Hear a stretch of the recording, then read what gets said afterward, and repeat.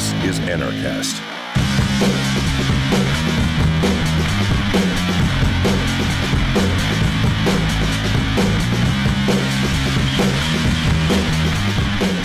Hey everybody, welcome to another edition of Anarchast, your home for anarchy on the internet, coming in live once again from Anarchapulco in Acapulco, Mexico.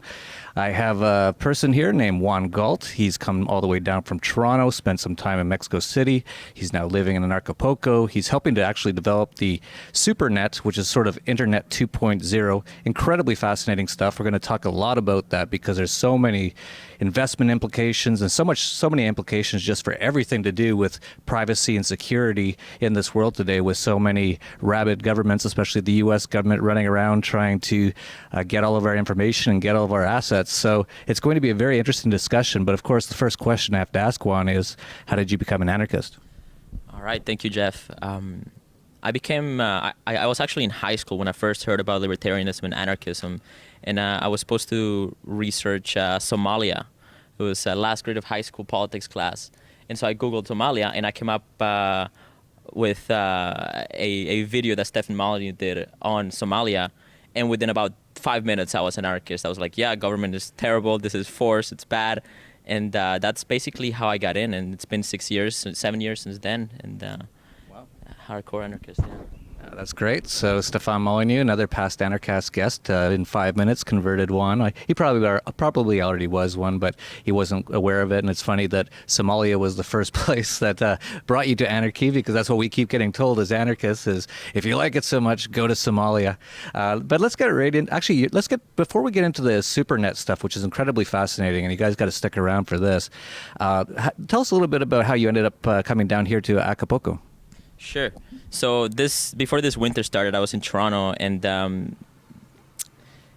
we just wanted to avoid the winter. That was one of the main things. And I've been working to become financially independent and work online for a while. And my friend Kevin, he's been to Mexico before, so he said, let's go to Mexico. And then he showed me one article that you posted about Anarchapulco and how it's, very free here, and it's, very little government interference. And so I saw it, and I was like, I have to go to Anarchapulco and Acapulco and just see what it's like and live there for a while.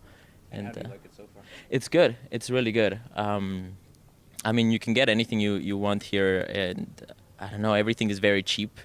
You basically have to get set up, and you have to learn the culture and the markets. But once you're here, it's I think fairly easy to get used to the lifestyle here.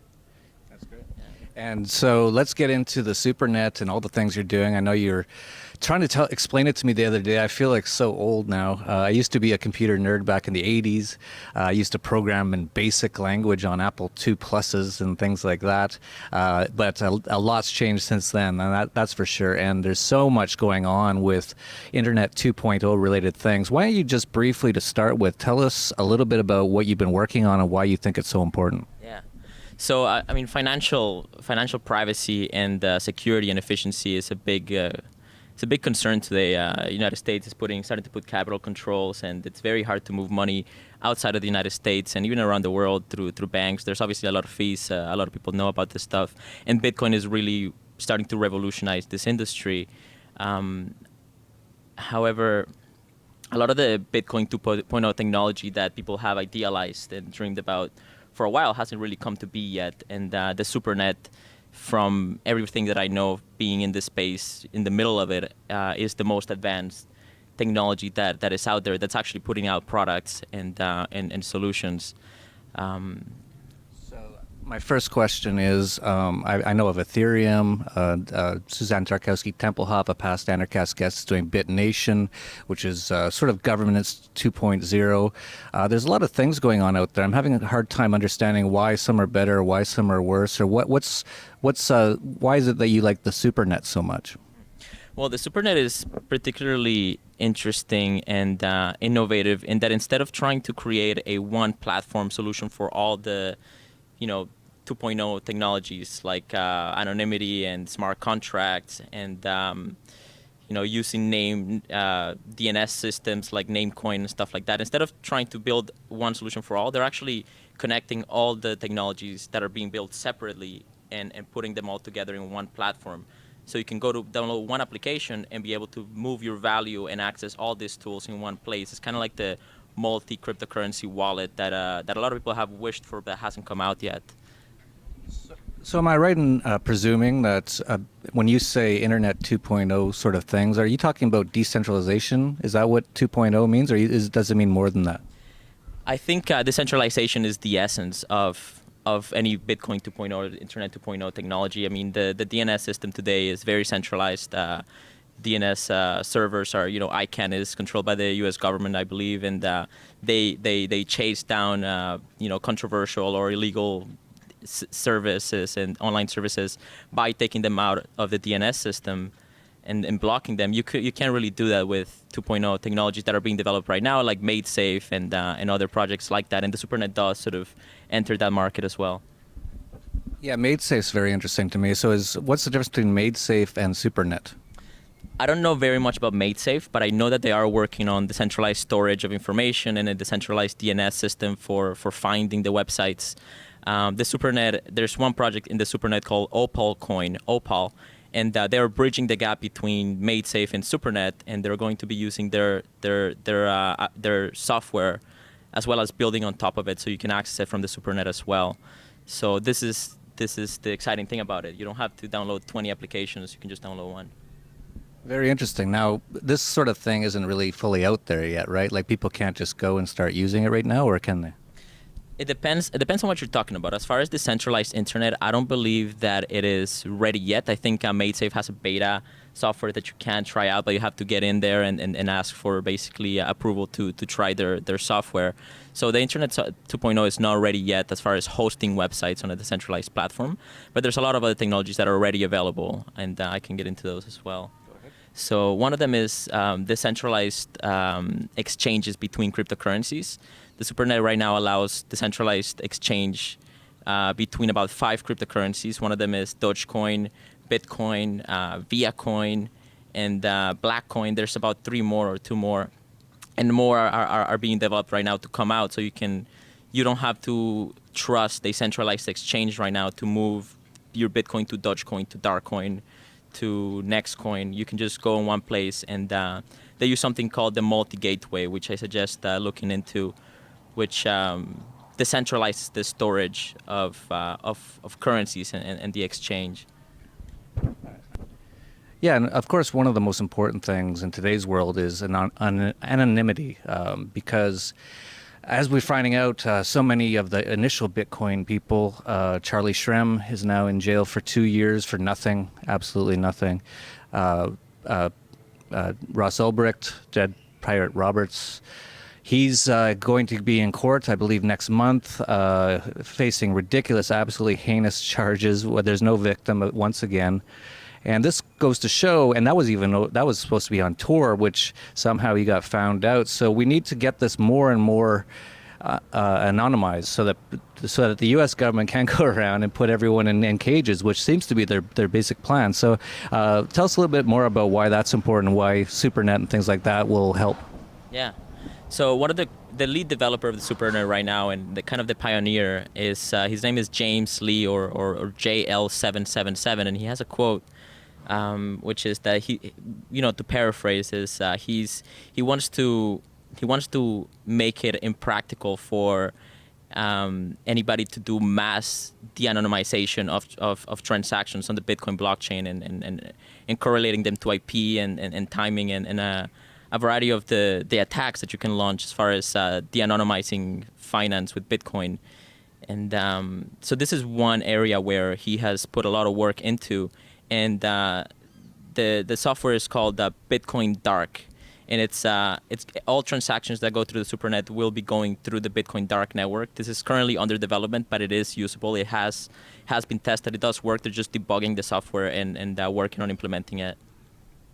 That's great. That's what I was talking about. I've been talking about this for a while, that it's a little bit of a race right now between this horrible government systems and this new system of freedom. And of course, the NSA and all the government agencies, they all try to use technology to hurt us all, but including things like drones, of course. But then there's the free markets. And Jeffrey Tucker actually had a great quote on this, a past Anarchast guest, of course. And he was saying how it's amazing the difference between the government and the free market, how they look at drones. The government looks at it as war-making machines, killing machines, ways to spy on people, whereas the free market's just looking at how we can deliver pizzas and tacos and packages and make life better.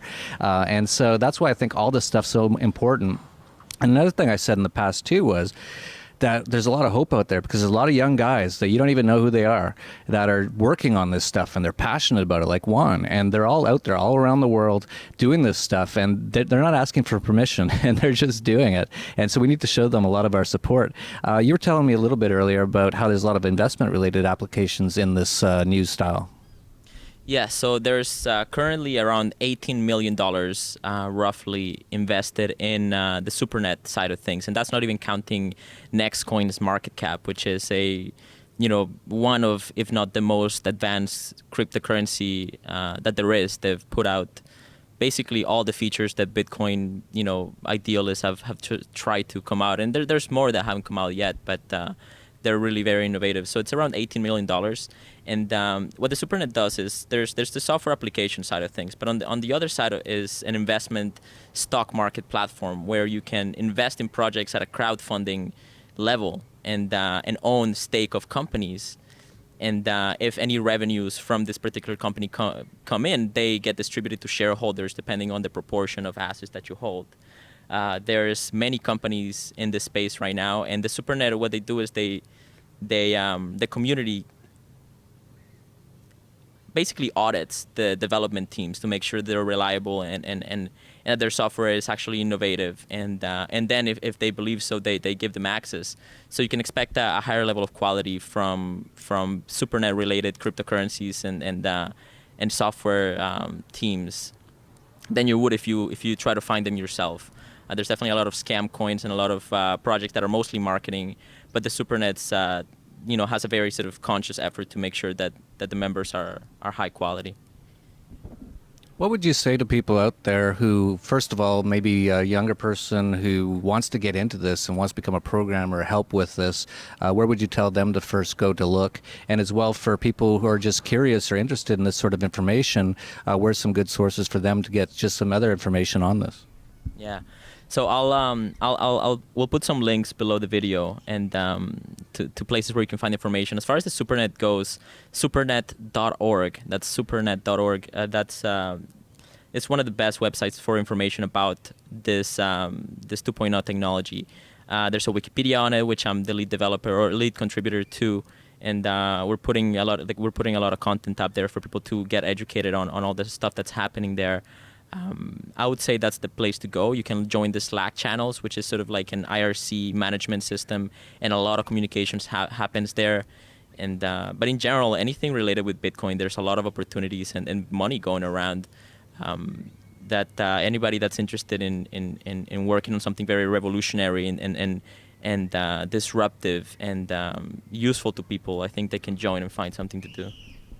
That's wonderful. And it's funny that they're still using IRC. That's what we were using back in the 80s or even the 70s almost. It's an inter-relay chat. It's very basic sort of communications, but it's funny that a lot of the hacker guys are still using all that stuff. We should probably leave it there unless you have anything else you really want to talk about. Yeah, I wanted to mention the free market application. This is built on top of Nextcoin, and it is a decentralized eBay, believe it or not. It's similar to Open Bazaar, which is a place where you can go and buy and trade things in a way that you can't shut it down. In the past few months, we've had Silk Road 2.0 shut down and a lot of dark web websites taken down. And this is mostly due to arbitrary regulations or rules based on whatever country you're in. And a lot of stuff is non-violent crimes or basically, people trying to buy, this or that, right? And as long, like... Raw milk, yeah, or... flowers like marijuana.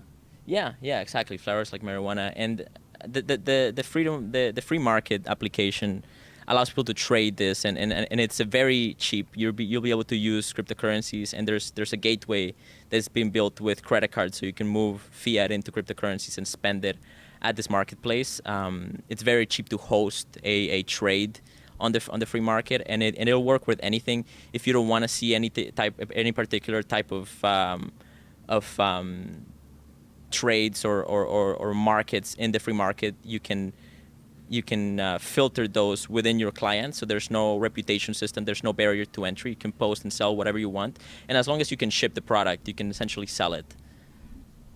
Yeah, it's great. I can't wait till that's more available, these sort of things. And that'll be a huge opportunity. I don't know, like for an investor, like if you had the opportunity to invest in a new eBay that cannot be shut down, it's decentralized.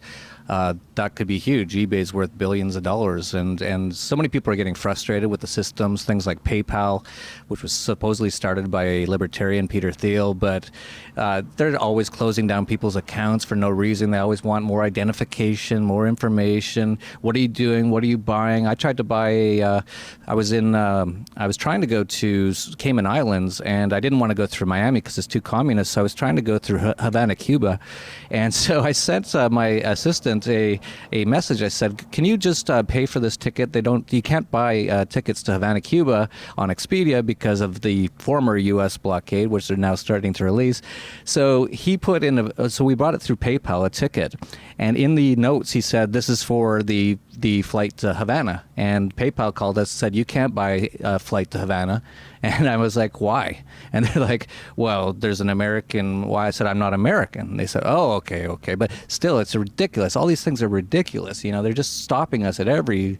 The world would be so much better if people could just do what they want and actually just take the consequences of their own actions. So if you do end up, for example, with a Bitcoin kill list or something, and you do kill somebody with it, you're going to have to pay for the consequences of your own action. But you know what? I think a Bitcoin kill list world would be a much more polite world because everyone would be very polite, because it's like, I better not really make anyone too angry, because who knows? I might end up on a list, and there you go. So someone's going to get paid to take me out. Yeah, and there's a lot of terrible criminals that get away with murder on a regular basis, and there's no kind of recourse there. I think you mentioned that technology is kind of morally neutral, and governments will use it to make weapons, and the free market will use it to improve services. And even though the Bitcoin and like decentralized money it's fairly disruptive to the power of government, they can still, I think, use it as a weapon, and especially if they can know everything that you are buying or selling, and tie Bitcoin accounts to your identity, and which can be done right now. Most people don't really seem to be aware of how non-anonymous Bitcoin is, and so I would suggest definitely looking into that. So I think there is that risk that 1984 and the sort of government that knows it all, and the NSA knowing everything that you do, and if they don't agree with how you spend your money, coming down after you, that's still, I think, possible, and which is why I think anonymity is important. It is really a counterbalance to the surveillance state that is coming around all over the world. Once governments start to lose power, hopefully, right, because they'll have no way to fund them, because everybody's using Bitcoin and it's much harder to tax it, or hyperinflate currencies, or getting debt like crazy. I think the world will be a better place. Well, absolutely, and that's what we're trying to do. And it's going to be really interesting because at Anarchapulco, we're going to have Cody Wilson of the Dark Wallet here. So many amazing people. Roger Veer, Bitcoin Jesus, is coming. He's a big proponent of what you're talking about, what we're talking about. So it's going to be an amazing group of people. It's going to be February 27th to March 1st, right here on the beach behind us in Acapulco. And it's going to be amazing. And all kinds of amazing people like Juan are going to be there. They're just gravitating to this right now. So check out Anarchapulco if you're listening to this over satellite radio around the world. It's I always have a hard time spelling it. ANARCHAPULCO.com. We'll have the links down below if you're watching this on YouTube. Yeah, Letta, yeah. She's watching you there. Another great conversation. We're going to have all kinds of conversations like this at Anarchapulco. It's going to be mind-blowing. This is the next generation. These are the new ideas. That's why we call Anarchapulco Rethink, Reinvent All the Things. And we're going to, and they can't stop us. So you might as well just get on board right now and actually maybe even make some money if we can invest in some of these decentralized eBays and things like that. So fascinating, incredibly interesting stuff. If you're not interested in this, I don't know what you're interested in, because I'm incredibly interested in all this stuff. But we'll leave it at that. So this is Anarchast, your home for anarchy on the internet. Peace, love, and anarchy.